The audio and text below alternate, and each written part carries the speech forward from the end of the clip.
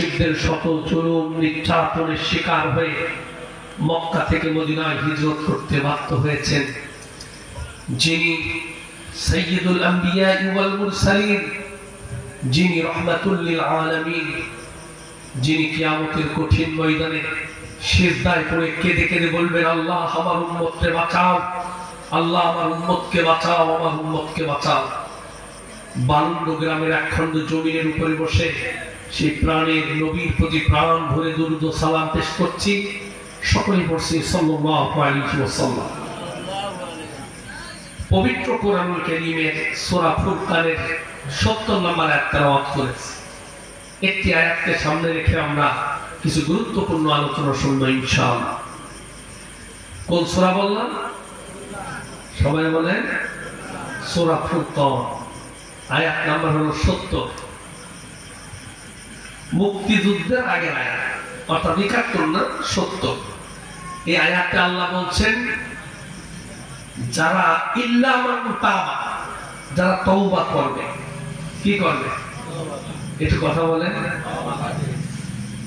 ওয়া আমিলা আমালান সালিহা, গুনাহ করে ফেলেছে, এরপরে তওবা করবে আর ভালো কাজ করবে। কি কাজ? সাদাবাজি করবে, তাই না? টেন্ডারবাজি। আল্লাহ বলছেন ওয়া আমিলা আমালান সালিহা, নেক কাজ করবে, ভালো ভালো কাজ করবে। আল্লাহ বলছেন ইউবাদদিলুল্লাহ, আল্লাহ চেঞ্জ করে দেবে তার যত গুনাহ আছে। যদি অল্প গুনাহ হয় সেটাই চেঞ্জ করবে। বেশি গুনাহ নিয়ে যদি আল্লাহর কাছে তওবা করে বাকি জীবন ভালো কাজ করে, ওই গুনাহটা আল্লাহ বদল করে যত গুনাহ তত নেকি বানায় দেবেন। জোরে করে সুবহানাল্লাহ। তাহলে আল্লাহ বান্দার মাফ করতে চান না চান না? চান। বনি ইসরাইলের হাদিসে এসেছে, বনি ইসরাইলের একটা লোক ছিল, যুবক মানুষ। সাউন্ড কি ক্লিয়ার বোঝা যাচ্ছে? যুবক মানুষ, হাদিসে তার নাম এসেছে যুলকিফল। কি নাম বললাম? যুলকিফল, বনি ইসরাইলের সহিহ হাদিস। যুলকিফল ছিল ইয়াং, যুবক মানুষ, অনেক টাকা পয়সার মালিক। হঠাৎ তার চেম্বারে সে শুয়ে আছে। রাতের বেলা তার চাচাতো বোন এসে বলতেছে, চাচাতো ভাই আমার খুব জরুরি ভিত্তিতে কিছু টাকা দরকার, আমার টাকা ধার দাও। সম্ভবত ৭০ দিনার। তিনি বললেন যে টাকা তোমারে ধার দেব, তবে এই টাকা তোমার কোনোদিন আর ফেরত দেওয়া লাগবে না।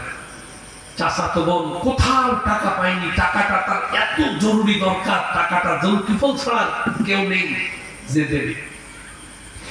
যুলকিফল বললেন টাকাটা তোমার দেব, রাতের বেলা আমার খাস কামরায় আমার কক্ষে একদিন ঘুমাতে হবে, সকালবেলা তুমি টাকা নিয়ে চলে যাবা, জীবনে এই টাকা তোমার ফেরত দেওয়া লাগবে না। চাচাতো বোন ছিল সুন্দরী তন্নি তপস্বিনী, এলাকার মধ্য থেকে সবচাইতে চেহারা ভালো। সেই মেয়েটা আজকে টাকাটা এত জরুরি, চাচাতো ভাইয়ের প্রস্তাবে সে রাজি হয়ে গেল, কারণ তার টাকাটা দরকার, টাকা ছাড়া তার চলছে না। রাতের বেলা টাকা নেওয়ার জন্য চাচাতো ভাই যুলকিফলের ঘরে ঢুকেছে।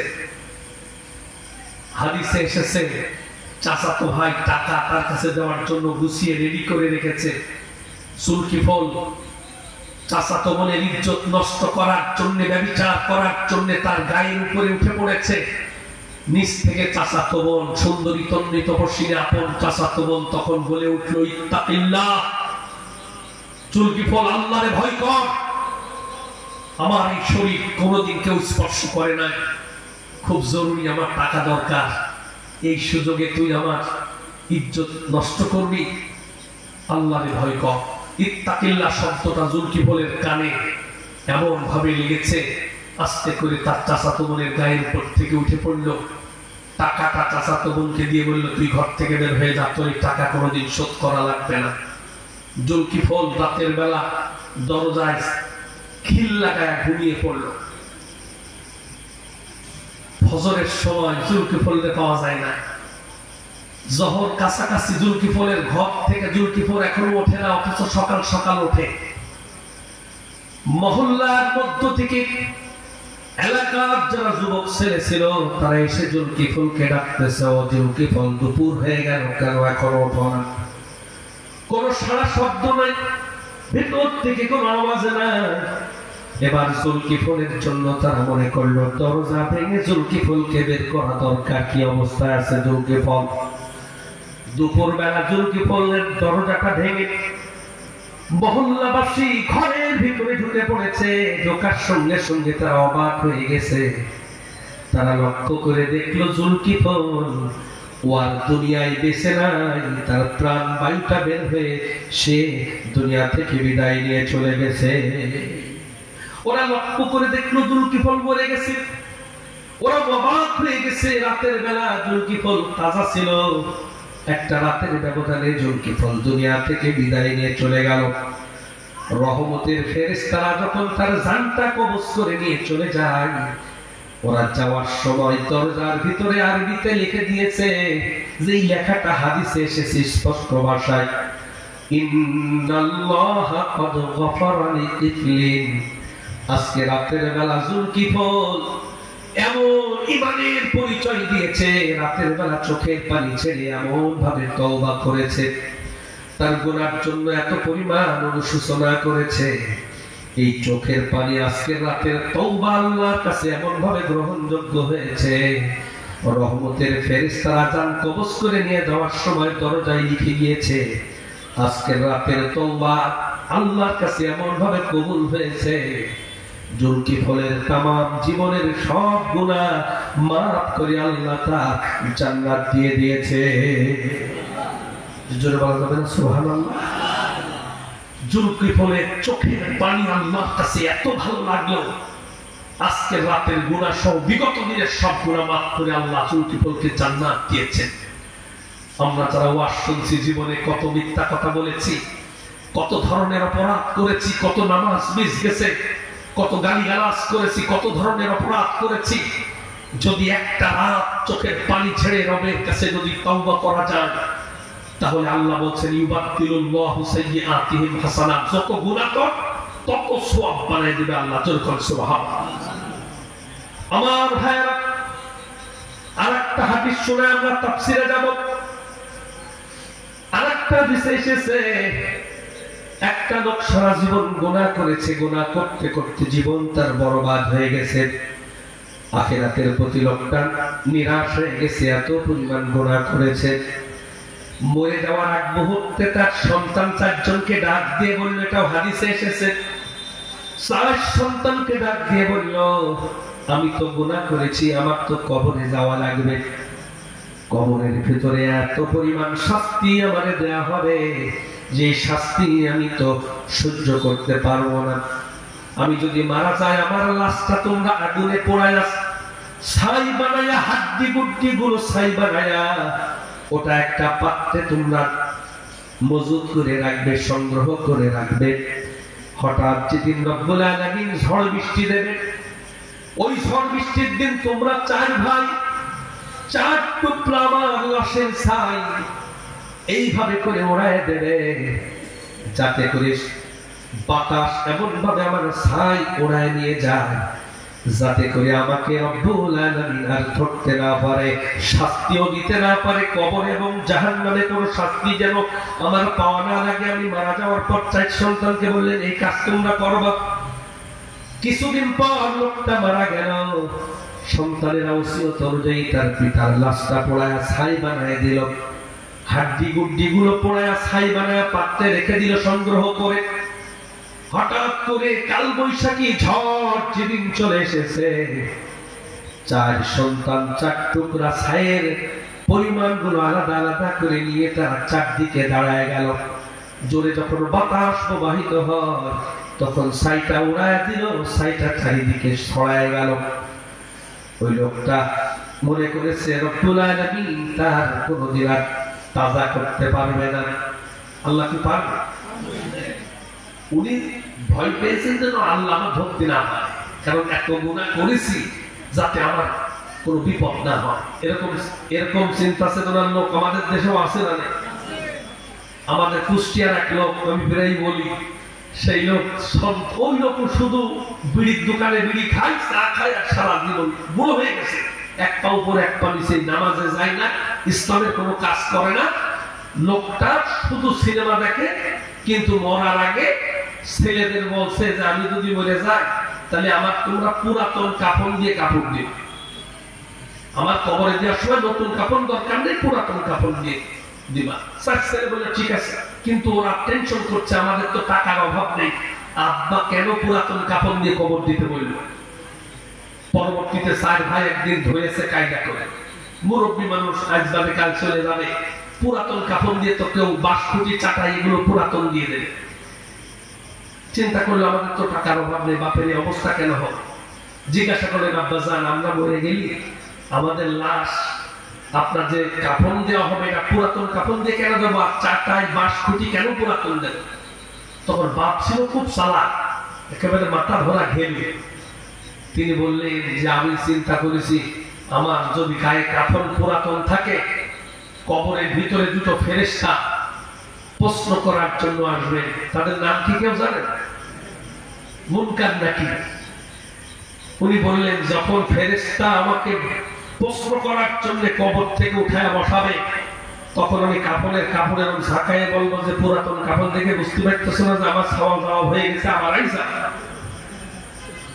তখন ওই ফেরেশতা বলবে থুকু ভুল হয়ে গেছে, আসলে আপনার তো হয়ে গেছে, প্রশ্ন করা চলে যাবে, তাই তো নাকি? এরকম বেরেন আমাদের বাঙালি মালের ভিতরে ছাড়া অন্য কোনো দেশের মানুষের ভিতরে এরকম বেরেন ঢোকে।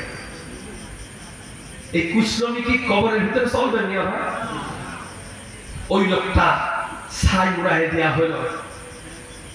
আল্লাহ রাব্বুল আলামিন বাতাস, পানি, আগুন, মাটি সবগুলোকে অর্ডার করলেন ওই লোকটাকে তাজা করে জীবিত করে আগের মতো বানায়া আমার সামনে উপস্থিত কর।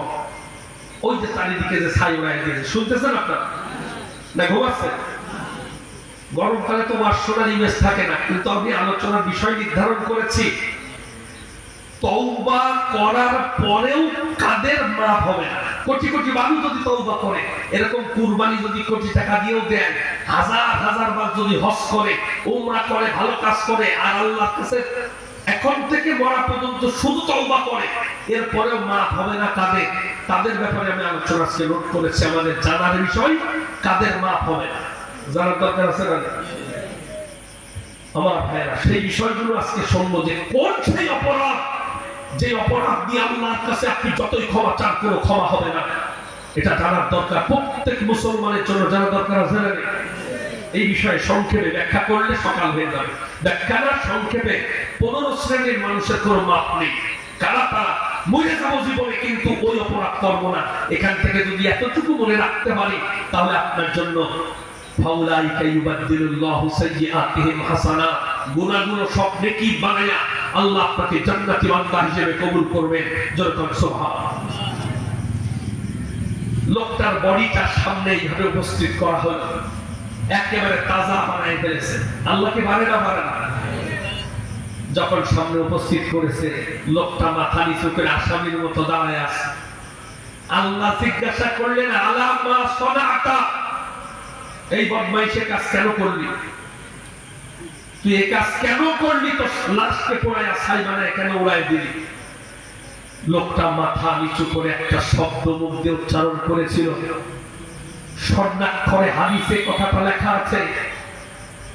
তিনি মাথাটা নিচু করে রবের দিকে, রবের উদ্দেশ্য করে বলেছিলেন মিন খশিয়াতিকা ইয়া রব, ও আমার রব, তোমার শাস্তি আমি সহ্য করতে পারবো না, এই ভয়ে মনে মনে তওবা করেছি, আর তোমার শাস্তির ভয়ে আমি এই কাজ করেছি।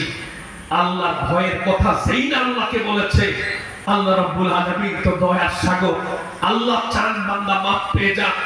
আল্লাহ বললেন বান্দা আমার ভয়ে যেহেতু এই কাজ করেছিস, আমার ভয়কে তোর ভিতরে জাগ্রত হয়েছে, এই কারণে তোর জীবনের সব গুনাহ মাফ করে তোকে জান্নাত দিয়ে দিলাম। সুবহানাল্লাহ। সুবহানাল্লাহ। আর কাজতে বলা নাই? হাদিস শোনালে সুবহানাল্লাহ মুখ দিয়ে বের হয়, কিন্তু আমি যদি কিরামতের ওয়াজ সব বুঝে করি তখন জোরে বলেন সুবহানাল্লাহ। সহিহ হাদিস আয়াত শুনলে যে ফজিলতগুলো সহজে, যে ফজিলতের প্রমাণ আছে, দলিল আছে, সেগুলো শোনার পরে মুখ দিয়ে সুবহানাল্লাহ বের হয় না। আবার অনেকে মনে করতেছে আগামী পরশুদিন কুরবানির গোশত খাওয়ার পরে শক্তি সঞ্চয় করে সুবহানাল্লাহ, এটা জোরে বলা যাবে না? সুবহানাল্লাহ। তাহলে আল্লাহ মাফ করলো জুলকিফলকে, ছাই বানায় ওড়াই দিল, আল্লাহ তারেও মাফ করলো। আর একটা লোককে আল্লাহ রাব্বুল আলামিন মাফ করেছিলেন, প্রায় আমি বলি সেটা 99টা মানুষ হত্যা করেছিল। মনে আছে না হাদিসটা আপনাদের? আমার যেহেতু রিলেটেড এটা বলে শুনতে যায়। একটা লোক শুধু মানুষ খুন করে, একটা একটা একটা করে মারতে মারতে 99টা মেরেছে। কয়টা হইল? কথা বলতে হবে। 99টা মানুষ মারার পরে চিন্তা হলো আমি যদি মরে যাই আল্লাহ তো শাস্তি দেবে, আমার কি মাফ হবে না? চিন্তা করতে করতে করতে রাস্তা দিয়ে যেতে যেতে খুঁজতেছে একটা হুজুর, ভালো একটা হুজুর পেয়ে গেছে। হুজুরকে জিজ্ঞাসা করলেন, হুজুর আমি তো মানুষ মারতে মারতে 99টা মারিছি, আমার কি কোনো মাফ হবে? আমার তো মনের ভিতরে ভয় হচ্ছে, আমি যদি মরে যাই তা আমার তো আযাব হবে, তা আমার কি মাপের কোনো লাইন আছে? আমি তো 99টা মানুষ হত্যা করেছি। হুজুর বললেন কয়টা? বলছে 99টা। হুজুরের ভিতরে কাঁপাকাঁপি শুরু হয়ে গেছে, বলছে তাড়াতাড়ি কেটে কেটে পড়, তোর মতো 99টা খুন করার পরে এরপরে মাপের আশা করিস, তোর উপরে এখনো যদি গজব পড়ে আমি হুজুর ভালো মানুষ পুড়ে বলে দেবো, গজবে সরে যাত্রা কেটে পড়ে এখান থেকে, আমার অন্তত তোরতে সেফ রাখ, তুই চলে যায় এখান থেকে। কিন্তু আল্লাহর বান্দা, এটাও বুখারী শরীফে এসেছে, আল্লাহর বান্দা দাঁড়িয়েই আছে। 99টা যে খুন করেছে তার হৃদয় কি কঠিন না নরম? মানুষ খুন করতে করতে 99টা মেরেছে, যেন তারও পাশান না। ও দাঁড়িয়ে আছে আর চিন্তা করছে যে মাপ যেহেতু হইল না, কি করা যায়? কিছুক্ষণ থমকে দাঁড়িয়ে, ওর যেহেতু পেশাদার খুনি, ওর জামার ভিতরে এরকম বড় একটা ঝকঝকে মাল ছিল, মাল বুঝেছে, মালটা বের করে হুজুরকে বলছে, হুজুর 99টা মারলেও যেহেতু জাহান্নামে যাব, মাপ যেহেতু নেই, তোমার মতো হুজুরের মারলেও তো জাহান্নাম, 100 বললেও জাহান্নাম, ওই 1000 বললেও জাহান্নাম, 99 হলে জাহান্নাম, তো জাহান্নামে যেহেতু যাবো, তোর মতো হুজুর আগে ঠেঙায় তারপরে জাহান্নাম। বলার সাথে সাথে তরবারি দিয়ে এক আঘাত গলার উপরে করেছে, শরীর থেকে মাথা ছিটকি আর একদিকে পড়ে গেল, হুজুর ছটফট করতে করতে মরে গেল। তাহলে মোট কয়টা বলল? তাহলে সেঞ্চুরি বুঝে গেল। ওই লোক 100টা মারার পরেও হাল ছাড়িনি, রাস্তা দিয়ে যাচ্ছে, চিন্তা করছে আল্লাহ আমার কি মাফ হবে না, আল্লাহ আমার কি মাফ হবে না। উনি খুঁজতেছে, কারণ ভয় জাগ্রত হয়েছে, যদি কবরে যায় আযাব হবে, বিপদ হবে। কিছু দূর যেতে যেতে একটা ভালো আলেম পেয়ে গেলেন। তিনি আলেমকে জিজ্ঞাসা করলেন, হুজুর আমি মোট 100টা মানুষ মারিছি, আমার কি মাপের কোনো রাস্তা আছে? সে হুজুর ছিল বিজ্ঞ আলেম। তিনি বললেন, লা তাকনাতু মির রাহমাতিল্লাহ, ইন্নাল্লাহা ইয়াগফিরুয যুনুবা জামিআ, ইন্নাহু হুয়াল গফুরুর রহিম। আল্লাহ রাব্বুল আলামিন এমন ক্ষমাশীল, তিনি সব গুনাহ মাফ করতে রাজি আছেন। তুমি এই গুনার জন্য যদি তওবা করো, আল্লাহ তোমারে মাফ করে দেবে। জোরে করে সুবহানাল্লাহ। হুজুর এবার তাকে উপদেশ দিলেন, পরামর্শ দিলেন, তওবা পড়ায় দিলেন। বললেন, তোমার গ্রামে যদি তুমি এখানে বসবাস করতে থাকো, তোমার গ্রামের লোকজন তো মানুষ মার্ডার করার উস্তাদ, বাকি জীবন যদি তোমার বাড়িতে গ্রামে যদি তুমি সময় পার করে দাও, তাহলে আস্তে আস্তে আবার তুমি খুন খারাপের ভিতরে জড়ায় পড়বা। তোমার গ্রামের পাশে ওই যে আরেকটা গ্রাম আছে, ওই গ্রামের মানুষগুলো রবের ইবাদত করে, তারা আল্লাহওয়ালা, তারা আল্লাহর ইবাদত বন্দেগীতে সময় কাটিয়ে দেয়। তুমি তওবা করতে করতে বাড়িতে যাবা, বিছানাপত্র নিয়ে ভালো গ্রামের দিকে হিজরত করবে, বাকি জীবন তুমি ইবাদত বন্দেগী করে কাটাবে। কিন্তু তোমার গ্রামে যদি থাকো, ওই খুন খারাপের মার্ডার করা গ্রামের খারাপ মানুষের সাথে মিশতে মিশতে তুমি আবার খুনিতে পরিণত হয়ে যাবে। তুমি নতুন গ্রামে চলে যাও। লোকটাকে তওবা পড়ায় দেওয়া হলো। তওবা করতে করতে বাড়িতে গিয়ে তাড়াতাড়ি করে বিছানাপত্র রেডি করে তিনি ভালো গ্রামে রওনা দেওয়ার জন্য তিনি রওনা হয়ে গেলেন। প্রতিমধ্যে দুই গ্রামের মাঝখানে যখন গেলেন, হঠাৎ করে ছটফট করে তিনি জমিনের মাঝে পড়ে গেলেন। রহমতের ফেরেশতারা জান কবজ করার জন্য চলে আসলো। আর একদল গজবের ফেরেশতারা জান কবজ করার জন্য চলে আসলো। রহমতের ফেরেশতারা বলে, লোকটা তো তওবা করেছে, এর জান তো আমরা কবজ করে আল্লাহর কাছে নিয়ে যাব। কিন্তু গজবের ফেরেশতারা, আযাবের ফেরেশতারা বলতেছে তা হবে না। লোকটা এক নয় দুই নয় 100টা মানুষ হত্যা করেছে, তার কোনো মাফ হবে না। আমরা আযাবের ফেরেশতারা তার জানটা নিয়ে সিজ্জিনে চলে যাব। দুই ফেরেশতাদের ভিতরে দ্বন্দ্ব শুরু হয়ে গেল।